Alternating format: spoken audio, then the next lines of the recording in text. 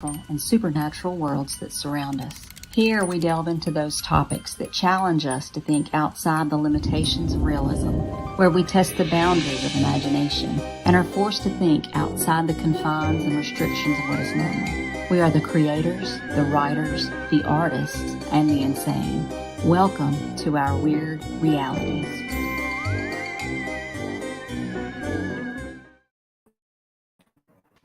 Hey everybody, this is Hadley, and I am here with the amazing Joseph Hansen. You've probably read his Zombie Rush series or his book Sunny, or one of the many other books that you've written, Joe. I know you've written a lot. You want to tell everybody what you wrote? Well, I did write the Zombie Rush series, but that no longer exists. That's all wrapped up in my No Man's Land series. Is it? Yeah, I eliminated the Zombie Rush because I wrote a series in three different parts, and each one was individual. There was the book Splinter was the first book, and so I released that first, and then I wrote the Zombie Rush, and then I wrote this futuristic, post-apocalyptic western, and that's the third book. So it's a total of 9 books.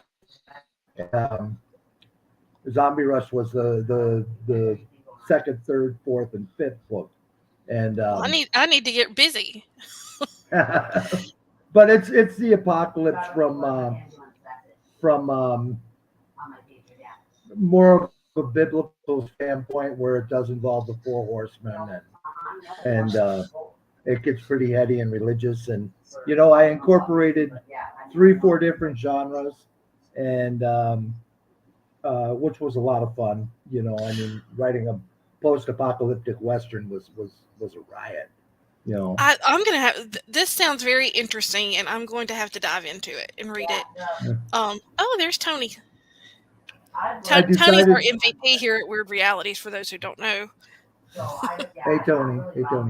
Yeah, I decided a long time ago, probably after my first few reviews, that I couldn't write for anybody else. I couldn't write what they want me to write. I got to write what I want to write, and if it sells, great.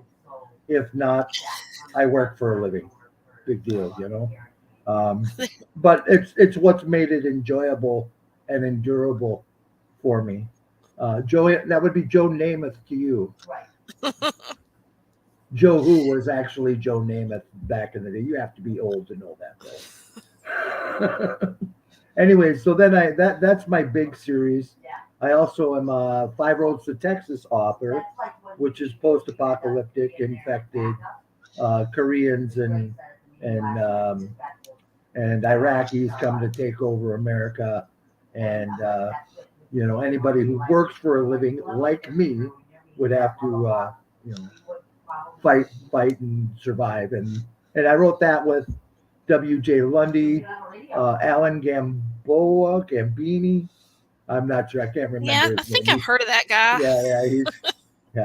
He's kind of a second-rate player, if you know what I mean.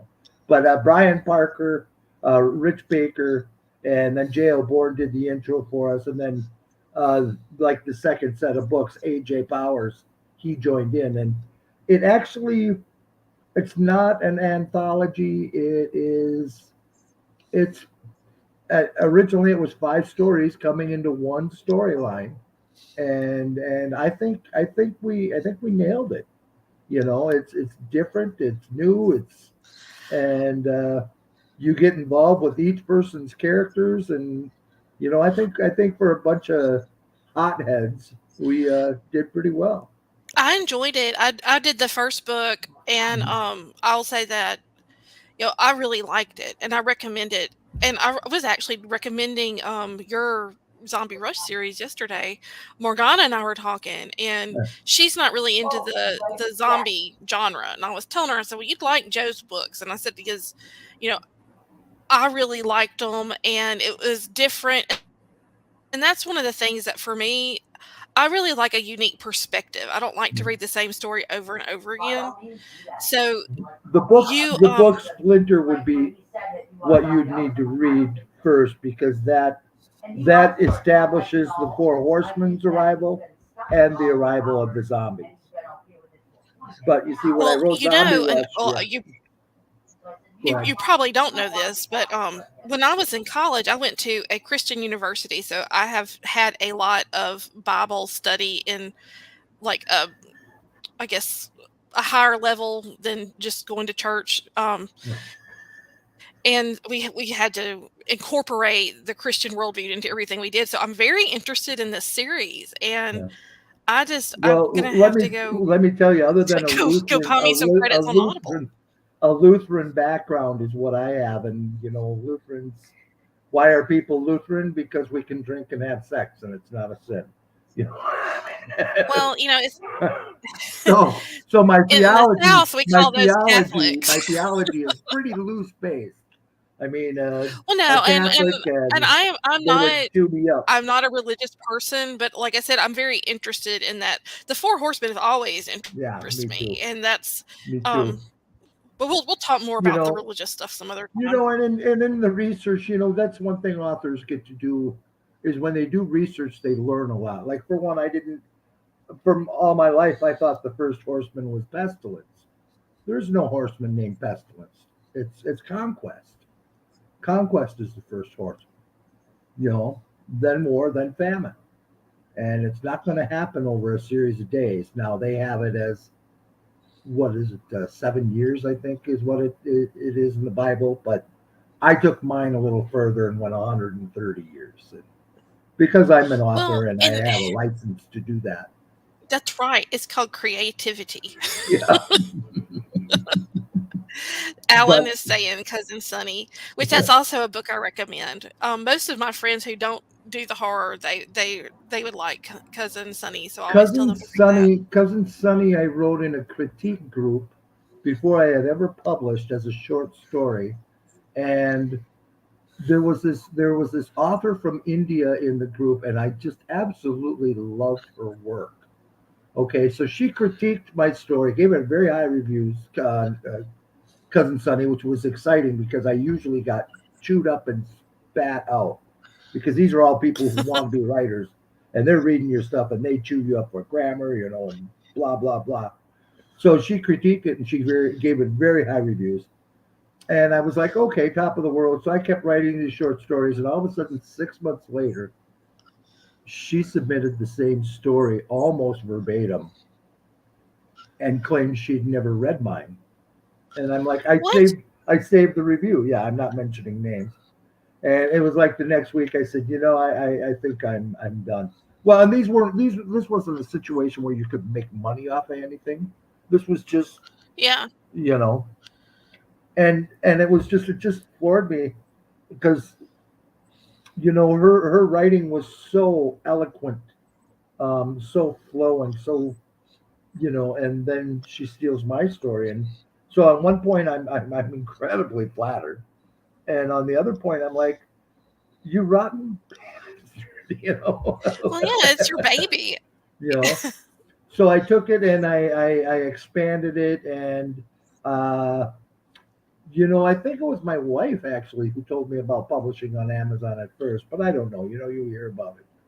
But I was late to the game, and I got in on it, and the crowd that I gravitated towards was, of course, a zombie crowd. And Cousin Sunny has nothing to do with zombies, horror, science fiction. It doesn't have anything to do with anything because it's really, when I say it's standalone in not only it has no sequel, but it's a standalone and there isn't another book like it. You know, it actually I put so much into it that it actually kind of became inspired, and Hmm. so I published it, and nobody read it um, except for W.J. Lundy, Alan Gamboa, Darren Wehrmouth, and then they asked me to join this group called Balance Press because they were, well, I would like to That's say high praise right I would there. like to say that they liked me, but I think that they were impressed with the book. Have I written something that good since then? I think two of them I have, two books I have. Um, Series are hard to write that well. I think the really glorious books through time. well, there's some really powerful epic series, but our standalones like Misery, the story Misery. James Caan just Hmm. died in honor of James. Playboy Mansion is weeping at their loss. But so I mean, these are epic stories that really, a sequel would destroy them, would ruin them, would take away from their greatness, and where was I going with this, Hadley? Keep me on track here. Oh, I'm just hanging on your every word. No, I understand what you're saying though. Yeah, Some books do, but then you have Tolkien, and you yeah, have, I mean, to yeah. me, that's incredible. So I guess it's nothing. It's not either one way or the other. But I think a good standalone book is kind of magical, and Yeah, that's where you can really experiment with styles and genres and Cousin Sunny is, I think you'll agree, there's nothing like it. You know, there's not. I mean, it has a chimpanzee as the protagonist, which is very risky to do as your first book. Not And risque, Alan. Risky. Right. it's He's Alan's heckling you. favorite. He's heckling. Yeah, it's Alan's favorite book of mine, which I appreciate. But then I did something like that along those lines where I just was totally experimenting in the book Wayward Son, which if Quantum Leap and A Clockwork Orange would have sex and have a love child, it would be Wayward Son Okay, well, I've got to read because that now. yeah, it's behavior modification, time travel, possession, um, and it's I'm really impressed with how I did it, um, and it was kind of weird because I modeled. Okay, my wife isn't dead, but I modeled the relationship that this man had with his wife after my own. But in his case, his wife had died, and he regretted not being enough for her. You know, so he was old, and he knew his health wasn't good, but he had to do something more for her. She was always volunteering and joining up and this and that, and he never did. He was complacent in his own life and wanted to do his own thing and didn't want to have friends and didn't want to talk to anybody and that type of deal. Um, and after she died, he regretted that. He wished that he would have been more like her. And I got that person, I got that personality right because I visualized a lot what it would be like if Jill were to go, and I would, you know, I would have wished I was more like her. I would wish that I could save money more like her. I would wish that I was cleaner like her. So I think I nailed it in Wayward Son. And then I have a fantasy book that is like 250,000 words. It's just huge, 600 and some pages. We were talking about that yesterday. Like I said, Morgana and we were talking about you specifically because we were talking about this interview, and I was telling her, I said it's the size of a world lit book from college. It's huge. Because she It was was. saying that, she's ready for you to put it on Audible, and I said, well, he probably can't afford to because I've it's got it huge. half done on Audible. We have it scheduled to be done in Thanksgiving. He was Oh working wow, on it all week and all winter, and he got so busy with his because he's a father. Actually, Neil Arango, we had him on lowballing, yeah. and so we've been working on it, and he's like halfway through it now, and it's brilliant. He really gets into doing the little characters that are in it and stuff, Well, and I'm so excited to hear he this. said he said that he with his kid and baseball and I just was like, Neil, just let's I said I'm building the shop. I got this going on. I got Wyrd Realities. I'm busy with mail. I'd love to publish it, but and post it, but I got to do it right. And I'd also like to kind of farm it out and see if maybe I can get a publisher to pick up on it or something. Yeah. But that would so we got that scheduled for Thanksgiving. you know. Well, I'm super excited. I know what I want for Christmas. That's great. Good. I've got a Credit. copy you I sent get me. credit. I get credit. So I'll give you an Audible credit. I don't know if they have those in Mississippi though, do they? No, I'll buy credit. I buy like Audible every year. I renew around um September, and I end up like with 33 or however many for the year, and then I always end up buying more because Yeah, me too. that's what Me I too. do is Audible.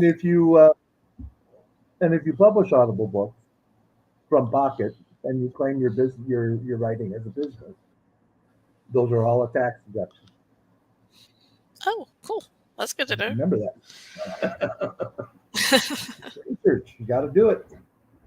But that's why they have those laws. But so anyway, so those are my standalones, and I really enjoy those. I love doing them. They were a lot of fun, um, and I love doing the series that I did too. But I started a new one, and I'm already 70,000 words into it, and I've talked to you about it before. Yes. And it's a fairy tale-ish type. You know, I've tried to work in some comedy, even though I'm not a very funny guy. Um, Oh, that's not true. but You're witty. I like your wit. yeah, and trying to work comedy into something is just, you know, it sounds, they all sound like dad jokes or something Alan would post in a meme or something, you know. So I'm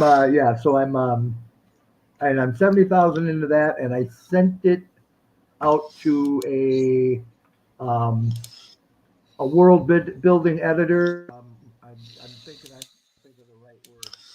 Um, somebody developmental editor.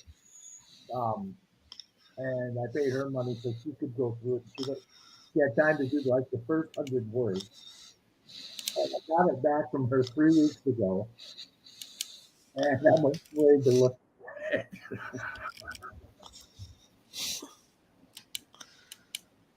I'm having some sound issues, Isn't so that hold sick? on. You didn't hear what I said? I did not hear what you said. I'm sorry. It went real low, and now it's back normal. So you didn't hear So any of that? no, no. I'm not gonna lie. Okay. Well, What did you say? Well, I missed what did the secret of success? well, And I no, missed. no, the secret. Yeah, that's it. Hey, I got that secret. Um, no, I hired a developmental editor for the story. Oh, okay. Paid her to go through the first 100 words, and I got it back from her 3 weeks ago, and I'm afraid to look at it. But So why? I'm sure that it's fine. Your stuff is really solid. I wish I could tell you why. Maybe I'm a coward at heart.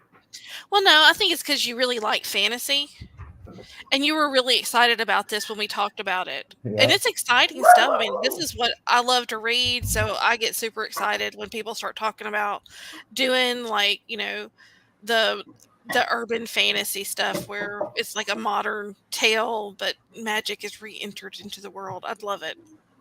Yeah. Yeah, I'm excited. I think it'll go well. It's just um I don't know why. For one, I don't have the time to go into it. For two, I'm just not ready to. I think that's more what it is. Well, well, when you're ready, you're ready. Don't push yourself for sure. So, okay, I've got questions. Young Joe, back when you were a young man, did you write? Were you like a nerdy kid that sat at home and wrote stories on the weekends, or were you out playing football or drinking beer? What were you like as a young man? All of the above. Um, I played sports because my dad wanted me to. I was never very good at them, but I played them. I read constantly, constantly. You know, other people would be out.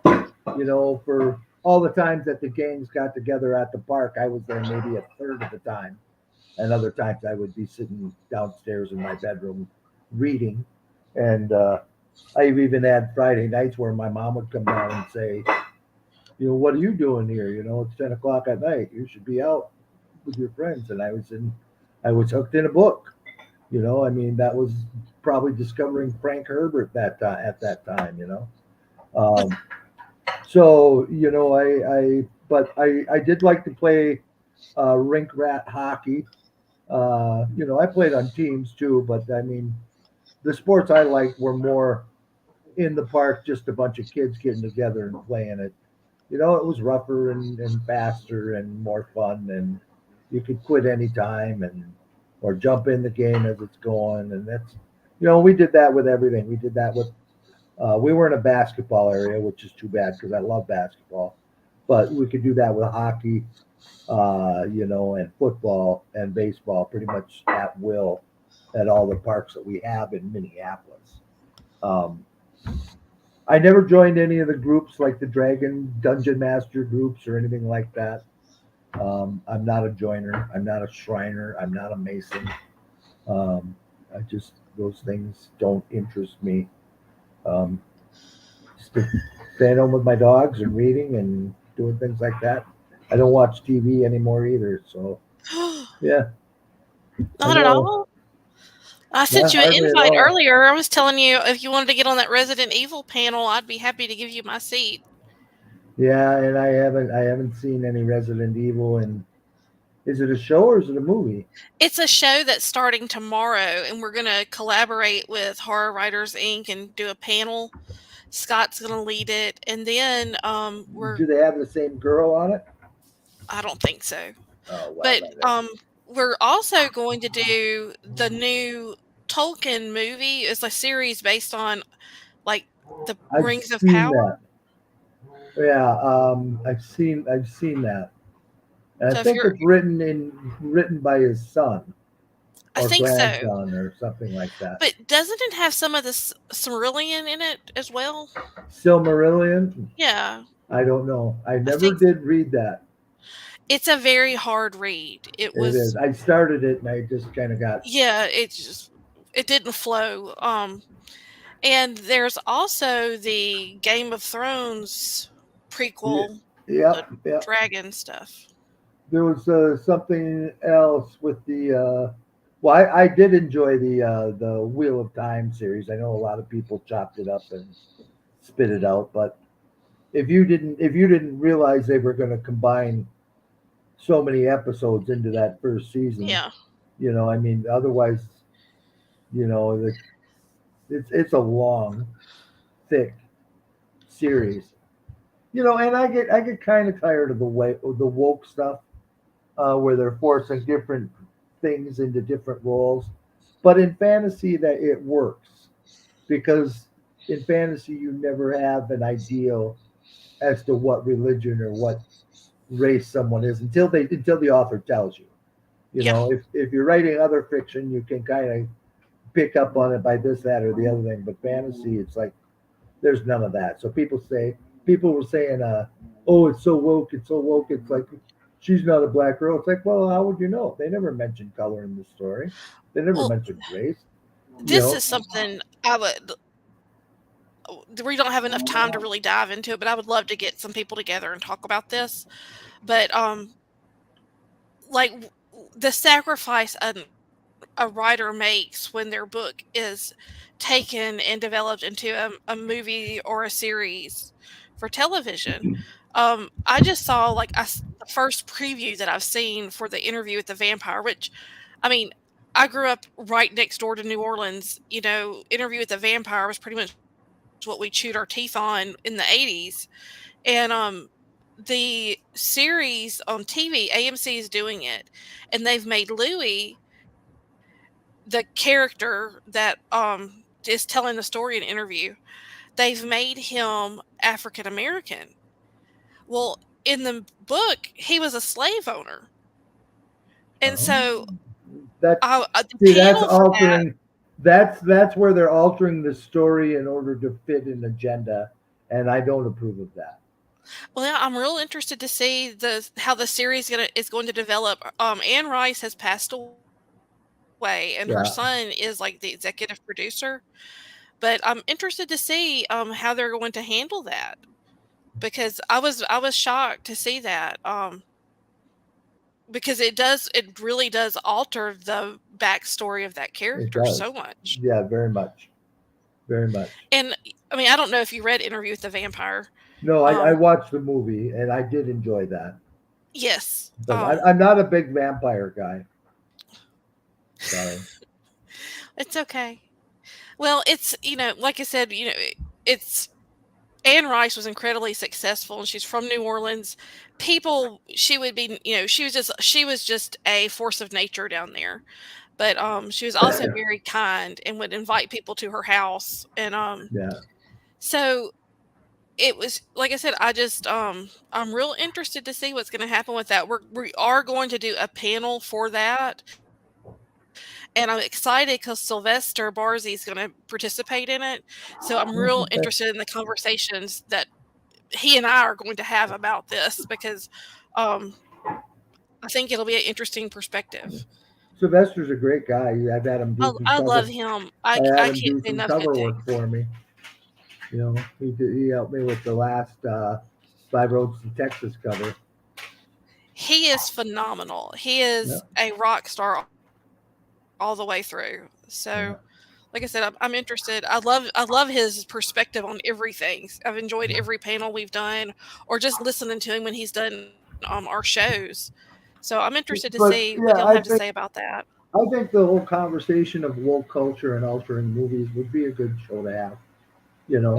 As long as people can talk about it and not hate people for their opinions. I mean, I think it would be open dialogue about things like that is necessary. Oh, I think so. And I think that whenever I've seen any of our crew approach anything, it's always with the utmost respect and understanding that everyone has their own opinion. Yeah. So we've got a good group of people. I was giving accolades to Alan the other day for bringing you and Rich onto the Wyrd Realities team, because y'all have really, really made a difference and kind of anchored us in a lot of ways. Oh, So. cool. He didn't bring Scott in. I don't know where'd Scott come from.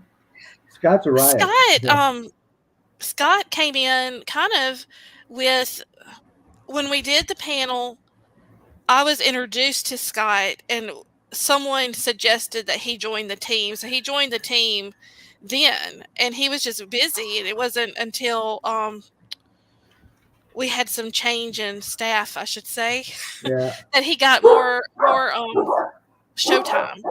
So Those aren't my dogs. My dogs would never. Scott Baker. They would never bark during an interview. So, go ahead, yes. It's usually mine barking, but they're tired today. But yeah, Scott Baker is phenomenal. Alan is just the greatest. I'm really lucky that Jamie introduced me to everybody, and Alan. Yeah, I think his last name's Bamboa. Bamboa. Gambini. Bamboa. Yeah, I can't remember. But well, Joe, I'm going to go ahead and cut this short so we can take a brief break, because we'll be back in 15 minutes for our Wyrd Wednesday, which should be pretty good tonight. That sounds good. I hope you got enough information out of me. We can always do it again. I was thinking that we should probably do these more often, because, like I said, it's just a conversation, and it doesn't have to be me that's talking. It could be you and Alan, or you and Rich. Alan and I were going to do one of those, I think. Y'all should. People want to know. People want to know more about y'all. We'll be back in 15 minutes, Landa. We got our Wyrd Wednesday stuff coming up. All right. See you then. And I'll see you shortly. All right. Sounds good. See y'all, everybody.